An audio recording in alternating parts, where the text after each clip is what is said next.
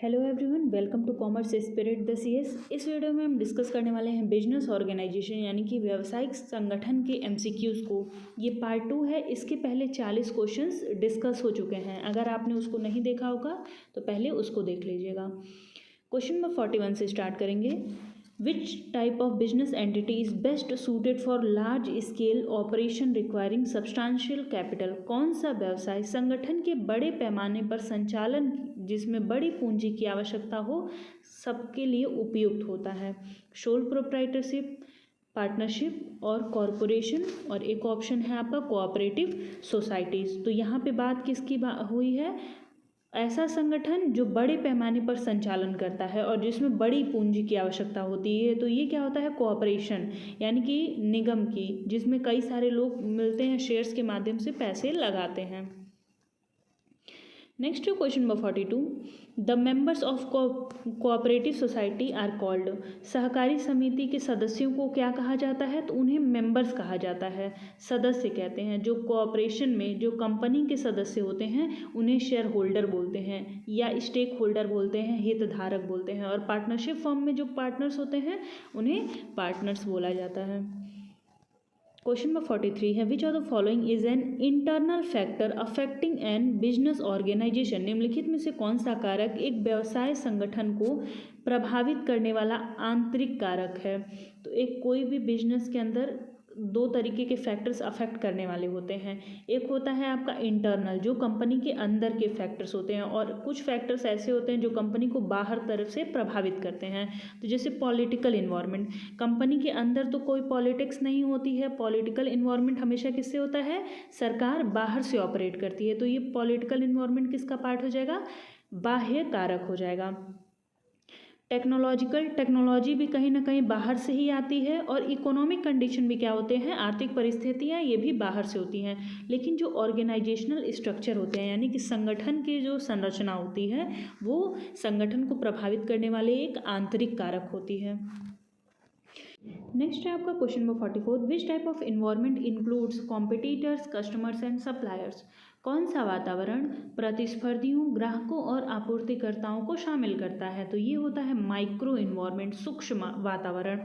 Macro environment में जितने भी एक्सटर्नल फैक्टर्स आते हैं वो इंक्लूड हो जाते हैं, जो बड़े पैमाने पर बदलाव करते हैं, चाहे प्रभावित करते हैं। और वो एक्सटर्नल इन्वायरमेंट जो स्मॉल किसी भी कंपनी को या फिर 2-4 कंपनियों को बस प्रभावित करते हैं, तो उसे हम लोग माइक्रो इन्वायरमेंट में रखते हैं। तो चाहे ग्राहक हो गया, हर एक कंपनी को एक साथ तो प्रभावित करेगा नहीं, कुछ कंपनियों को ही बस करेगा, तो वो माइक्रो इन्वायरमेंट का पार्ट होता है। वैसे ही कॉम्पिटिटर्स भी, एक कंपनी सबकी कॉम्पिटिटर नहीं होती है, सिर्फ उससे मिलते जुलते जो प्रोडक्ट बनाते हैं उसकी कॉम्पिटिटर होती है। वैसे ही सप्लायर भी होता है। तो ये माइक्रो इन्वायरमेंट का पार्ट है।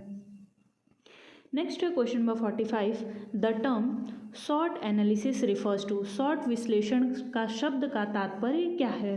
तो शॉर्ट का फुल फॉर्म होता है strength, weakness, opportunity and threat. ताकत, कमजोरी, अवसर और खतरे। नेक्स्ट है question number 46। Which of the following is not a feature of a dynamic business environment? निम्नलिखित में से कौन सा एक गतिशील व्यापार वातावरण का विशेषता नहीं है? Constantly changing. कल वाले वीडियो में मैंने बताया था आपको कि डायनेमिक का मतलब क्या होता है कि जो हमेशा चेंज होता रहे, हमेशा बदलते रहे। तो पहला ऑप्शन तो हो जाएगा। यहाँ पूछा not a feature of. Predictable, पूर्वानुमान योग्य।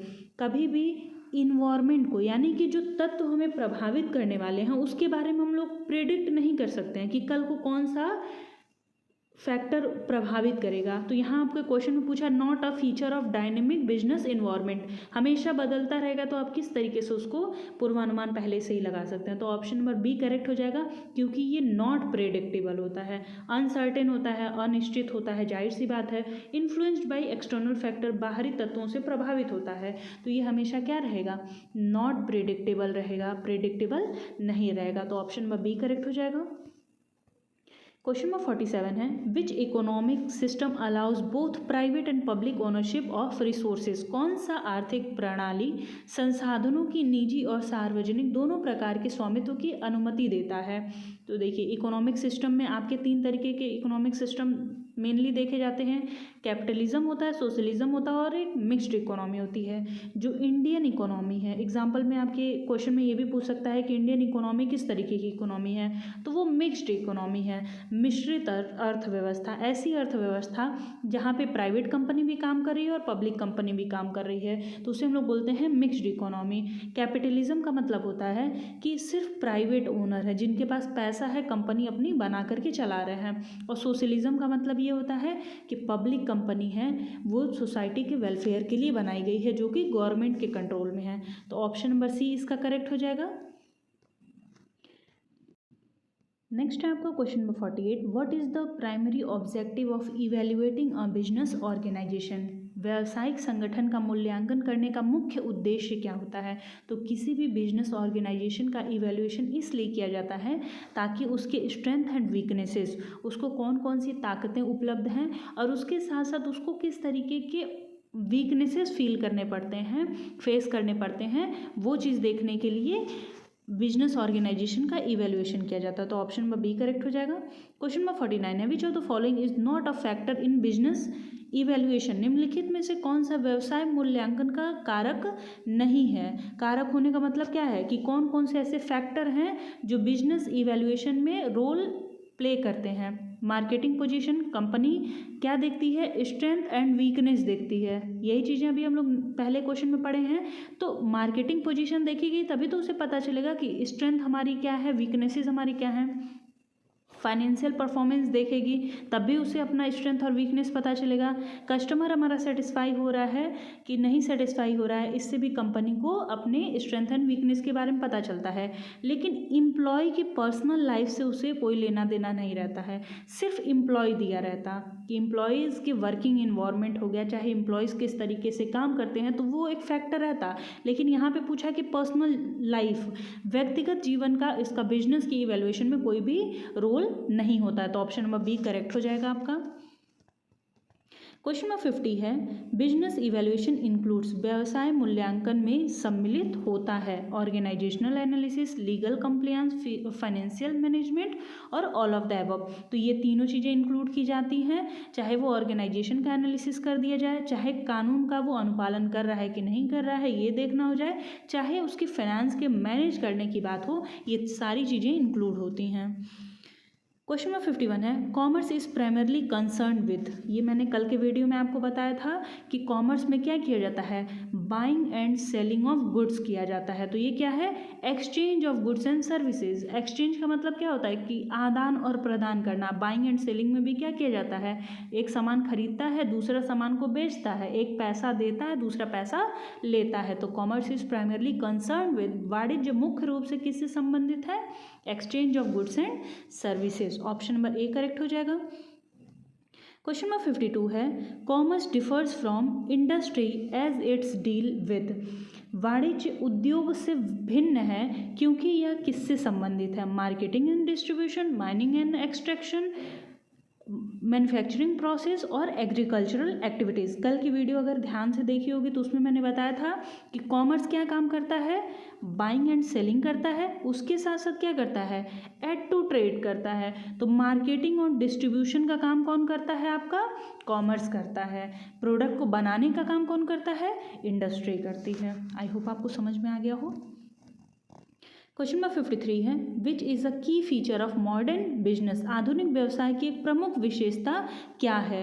ये कस्टमर सेटिस्फैक्शन पर फोकस करता है, लिमिटेड टू लोकल मार्केट, सिर्फ स्थानीय बाजार तक सीमित है, लैक ऑफ इनोवेशन, नवाचार की कमी है, या इग्नोरिंग इन्वायरमेंटल कंसर्न। तो जो इस टाइम के बिजनेसेस आ रहे हैं वो बोलते हैं कि जो कस्टमर है, हमारा जो कंज्यूमर है, किंग ऑफ मार्केट है, इसलिए वो किस पे फोकस करते हैं, फोकसेस ऑन कस्टमर सेटिस्फैक्शन, ग्राहक की संतुष्टि पर ध्यान देते हैं। सिर्फ वो लोकल मार्केट में नहीं है, इंटरनेशनल ट्रेड भी कर रहे हैं, उसके साथ साथ नई नई चीज़ें क्रिएट कर रहे हैं और इन्वायरमेंटल कंसर्न को वो इग्नोर नहीं कर रहे हैं। तो ऑप्शन नंबर ए करेक्ट हो जाएगा।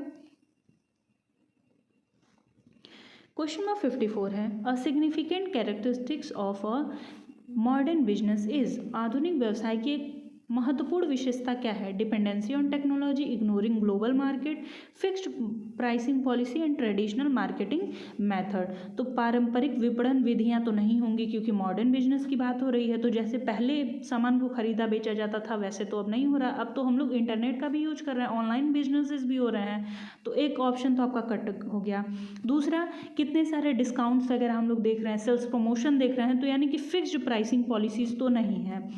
दूसरा, वैश्विक बाजारों की उपेक्षा तो बिल्कुल नहीं की जा रही है क्योंकि कल की वीडियो में आप ध्यान दिए होंगे प्रमोशन किया जा रहा है इंटरनेशनल ट्रेड को। तो यहाँ पर ग्लोबल मार्केट्स को क्या किया जा रहा है? इग्नोर नहीं किया जा रहा। तो क्या हो गया इसका फीचर?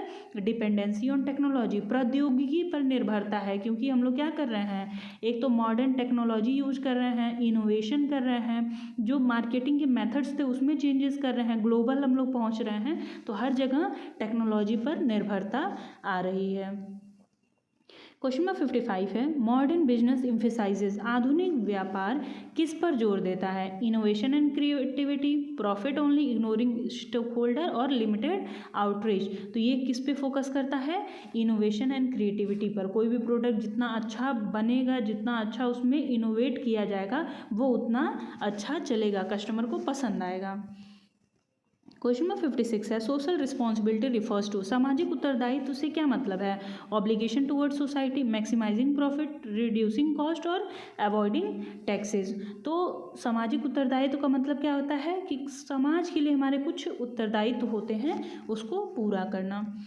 क्वेश्चन नंबर 57 है, which of this is an example of social responsibility, इनमें से कौन सा सामाजिक उत्तरदायित्व का एक उदाहरण है? Pollution control, exploiting customers, avoiding environmental laws और मैक्सिमाइजिंग प्रॉफिट ओनली। तो सोशल रिस्पॉन्सिबिलिटी का एग्जांपल क्या हो जाएगा? पॉल्यूशन को कंट्रोल करना, बाकी जो श्रमिक हैं उनका शोषण करना ये नहीं होगा, इन्वायरमेंटल लॉज को इग्नोर करना ये भी नहीं होगा, सिर्फ और सिर्फ प्रॉफिट पे ध्यान देना ये भी नहीं है। सोशल रिस्पॉन्सिबिलिटी में क्या होता है? पॉल्यूशन कंट्रोल की बात है।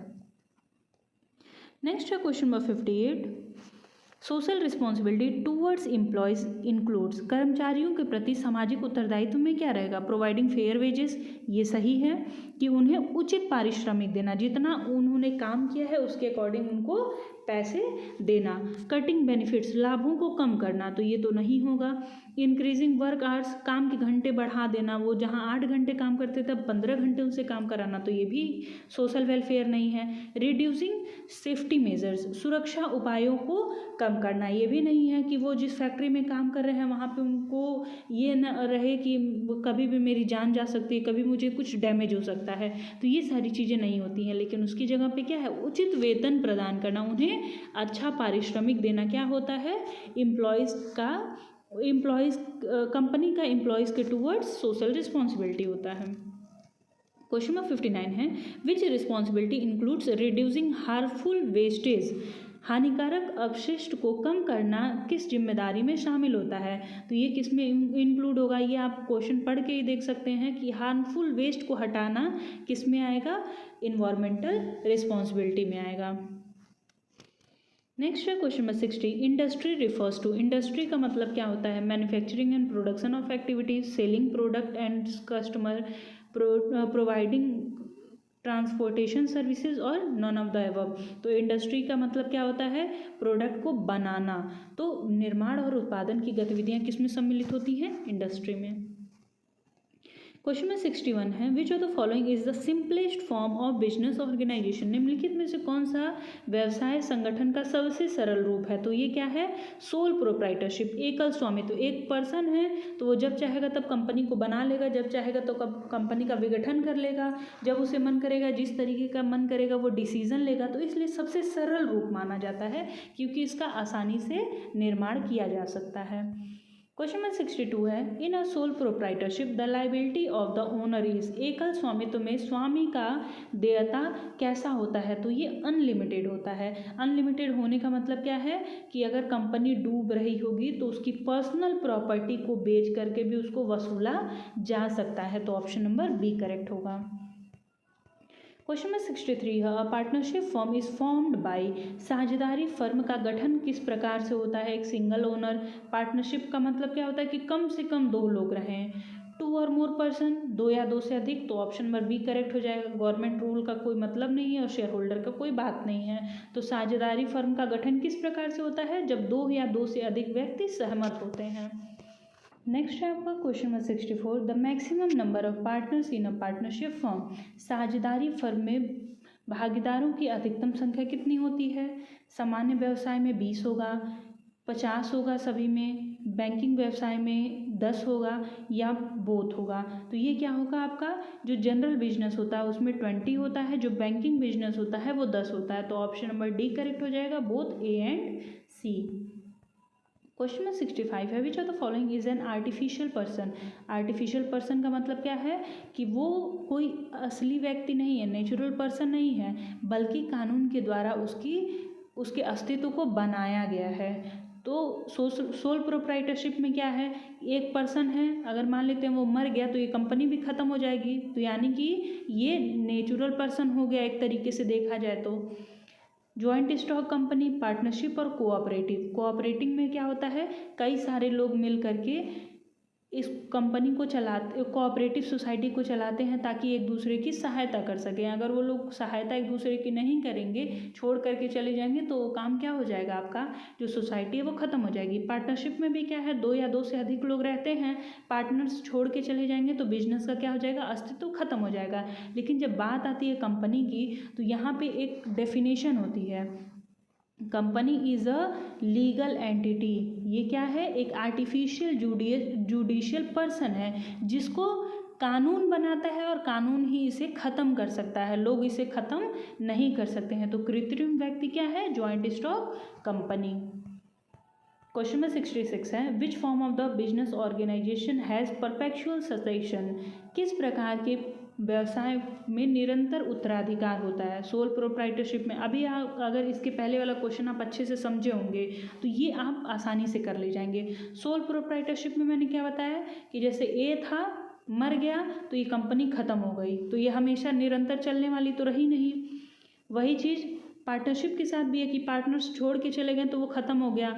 और इसमें भी जॉइंट हिंदू फैमिली बिजनेस में भी क्या होता है कि जो उसका कर्ता होता है, अगर वो ख़त्म हो गया तो जॉइंट हिंदू फैमिली का बिजनेस भी ख़त्म हो जाता है। परपेचुअल सक्सेशन किस में रहता है? जॉइंट स्टॉक कंपनी में। जहाँ पर भी कंपनी की बात आएगी उसके 4-5 फीचर्स हैं, आपको मन करेगा तो उसको अच्छे से एक बार पढ़ लीजिएगा, देख लीजिएगा।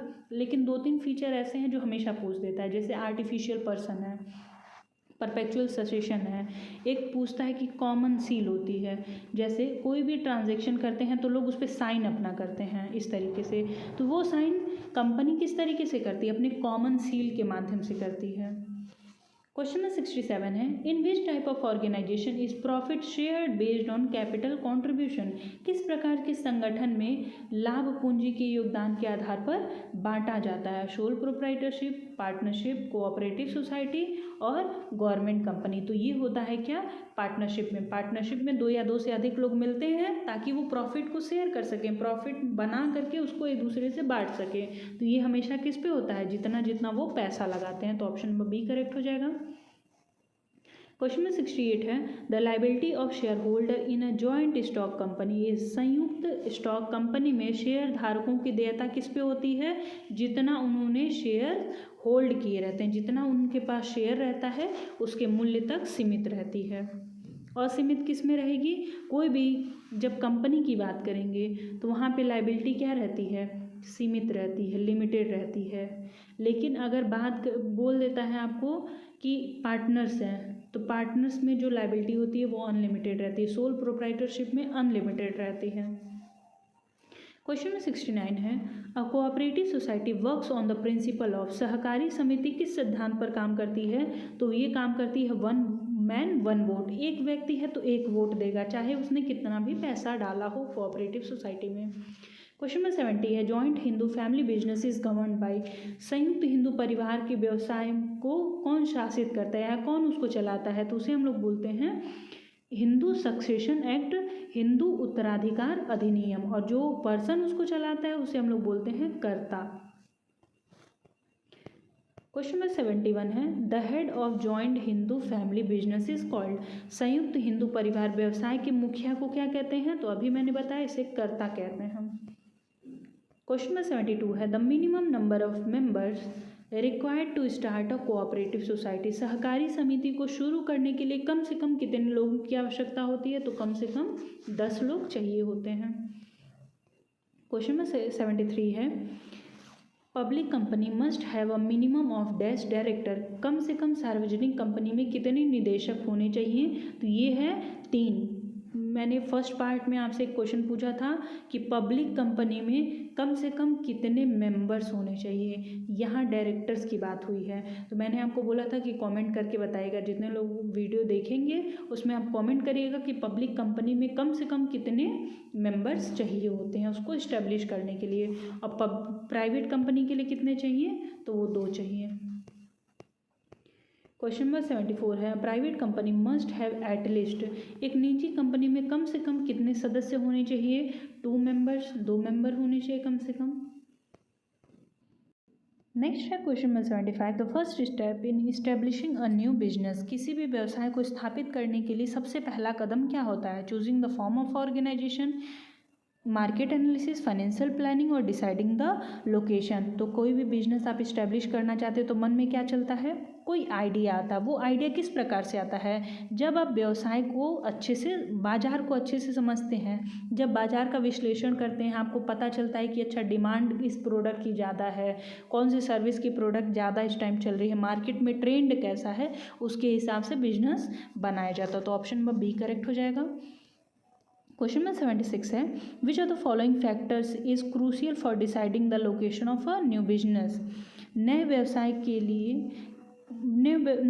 के स्थान का निर्णय करने के लिए कौन सा कारक महत्वपूर्ण होता है? Availability of raw material, proximity of market और ट्रांसपोर्टेशन पॉलिसीज, या फिर ऑल ऑफ द एबव। तो किसी भी व्यवसाय को इस्टेब्लिश जब किया जाता है तो वो कहाँ पर, उसके लोकेशन को डिसाइड करने के लिए कई सारी चीज़ें देखी जाती हैं। रॉ मटेरियल वहाँ मिल पाएगा कि नहीं मिल पाएगा, मार्केट से हमारा बिजनेस कितने दूरी पे है, उसके साथ साथ वहाँ से परिवहन की सुविधाएं उपलब्ध हैं कि नहीं है। तो ये सभी कारक चाहिए होते हैं। तो ऑप्शन नंबर डी करेक्ट हो जाएगा। क्वेश्चन नंबर 77 है financial planning for a new business includes. नए व्यवसाय के लिए वित्तीय योजनाओं में क्या शामिल होता है? Estimating capital requirement, deciding market strategy, employ hiring और कस्टमर फीडबैक। तो सबसे पहले कितने कैपिटल की आवश्यकता है उसका अनुमान लगाया जाता है ताकि हम फाइनेंशियल प्लानिंग कर सकें उसके हिसाब से। क्वेश्चन नंबर 78 है which type of business is easiest to start with low capital. कम पूंजी के साथ स्टार्ट करने वाला सबसे आसान व्यवसाय कौन सा होता है? मैन्युफैक्चरिंग हो गया, सोल प्रोप्राइटरशिप हो गया, जॉइंट स्टॉक है, या फिर पार्टनरशिप है। तो सबसे आसान क्या रहता है? सोल प्रोप्राइटरशिप, एकल स्वामित्व, कम पूंजी लगती है और आसानी से शुरू भी हो जाता है। नेक्स्ट है question number 79 the business risk factor depends on. व्यवसाय जोखिम कारक किस पर निर्भर करता है? Market demand, competitors, financial stability. तो बिजनेस रिस्क के कई सारे फैक्टर्स हैं जिस पे बिजनेस डिपेंड करता है। तो मार्केट में डिमांड कैसी चल रही है, कम है कि ज़्यादा है, उस पर भी डिपेंड करता है। कॉम्पिटिटर्स हमारा क्या स्ट्रेटेजी अपना रहे हैं, किस तरीके से वो काम कर रहे हैं, और उसके साथ साथ अपने खुद की कंपनी की वित्तीय स्थिति को भी देखता है। तो ऑल ऑफ द एबव हो जाएगा। क्वेश्चन नंबर 80 है अ new business must comply with. एक नए व्यवसाय को किसका अनुपालन करना चाहिए? Government regulations, competitors advice, customer demand और इंडस्ट्री ट्रेंड। तो कोई भी बिजनेस जब न्यूली इस्टेब्लिश होता है, चाहे वो और थोड़ा लंबा चल जाए, लेकिन उसे सरकारी नियम का पालन जरूर करना चाहिए। क्वेश्चन नंबर 81 है the choice of business structure affect. व्यवसाय संरचना का चुनाव किसे प्रभावित करता है? Taxation, liability, decision making process और ऑल ऑफ द अबव। तो ये सब चीज़ को प्रभावित करता है। जैसे जो भी बिजनेस आप डिसाइड करते हैं कि सोल प्रोप्राइटर है, कंपनी होगा, कि लिमिटेड लायबिलिटी फर्म बनेगी, कि पार्टनरशिप बनेगी, तो आपके टैक्सेशन पे भी प्रभावित करेगी। उसके साथ साथ लायबिलिटी आपकी लिमिटेड है कि अनलिमिटेड है, ये भी स्ट्रक्चर पर ही डिसाइड करेगा। डिसीजन आप तुरंत ले पाएंगे कि लंबा प्रोसेस होगा, ये सारी चीज़ें अफेक्ट करता है। तो ऑल ऑफ द एबव हो जाएगा। क्वेश्चन नंबर 82 है, an entrepreneur should consider dash before starting a business. कोई भी व्यवसाय शुरू करने से पहले उद्यमी को किस पर विचार करना चाहिए? तो कंपटीशन पर विचार करना चाहिए, उसके साथ साथ वित्तीय संसाधन पर भी, और बिजनेस का मॉडल क्या है। तो ये क्या हो जाएगा? ऑल ऑफ द एबव हो जाएगा। क्वेश्चन नंबर 83 है, legal requirement for starting a business include. व्यवसाय शुरू करने के लिए कानूनी आवश्यकताओं में क्या क्या सम्मिलित है? तो बिजनेस का रजिस्ट्रेशन कराना, टैक्स आइडेंटिफिकेशन नंबर जानना, और उसके साथ साथ लाइसेंस प्राप्त करना, ये सभी चीज़ें जरूरी होती हैं। तो ऑल ऑफ द एबव हो जाएगा। नेक्स्ट क्वेश्चन है, which of the following is the non economic objective of a business. निम्नलिखित में से कौन सा व्यवसाय का गैर आर्थिक उद्देश्य है? गैर आर्थिक का मतलब जहाँ पे पैसे की बात नहीं होगी। जनरेटिंग प्रॉफिट, प्रॉफिट की बात हो रही है मतलब पैसे की बात हो रही है। एम्प्लॉयमेंट क्रिएशन, एम्प्लॉयमेंट को क्रिएट कर रहा है, तो यहाँ पे पैसे की बात हो रही है कंपनी के लिए? नहीं, वो क्या करेगा? पैसा देगा। एक्सपेंशन ऑफ मार्केट, बाजार का विस्तार, अब बाजार का जब विस्तार करेगी तो उसको वहाँ से प्रॉफिट जनरेट होंगे। कस्टमर सेटिस्फाई होगा तो उसके प्रोडक्ट की डिमांड बढ़ेगी। तो ये क्या है आपका? एम्प्लॉयमेंट क्रिएशन क्या हो जाएगा? नॉन इकोनॉमिक ऑब्जेक्टिव है। लास्ट क्वेश्चन है इस वीडियो का, question number 85, conducting a feasibility study helps in. एक व्यवहार्यता अध्ययन करने में क्या सहायता मिलती है? Reducing business risk, finalising market strategies, avoiding taxes, और रिड्यूसिंग ऑपरेशनल कॉस्ट। जब फिजिबल स्टडी करते हैं तो उससे बिजनेस के रिस्क को रिड्यूस करने में आसानी होती है। आई होप आपको सभी क्वेश्चन अच्छे से समझ में आ गए हों। किसी क्वेश्चन में डाउट होगा तो आप पूछ लीजिएगा, कमेंट कर दीजिएगा। अगर आप टेलीग्राम चैनल से नहीं जुड़े होंगे तो आप वहाँ पर भी जुड़ सकते हैं। कॉमर्स स्प्रेड द CS नाम से चैनल है, वहाँ पर भी आप अपने क्वेश्चंस पूछ सकते हैं। वीडियो पसंद आई तो वीडियो को लाइक कर दीजिएगा। चैनल पे नए होंगे चैनल को सब्सक्राइब कर दीजिएगा। मिलते हैं नेक्स्ट वीडियो में, तब तक के लिए धन्यवाद।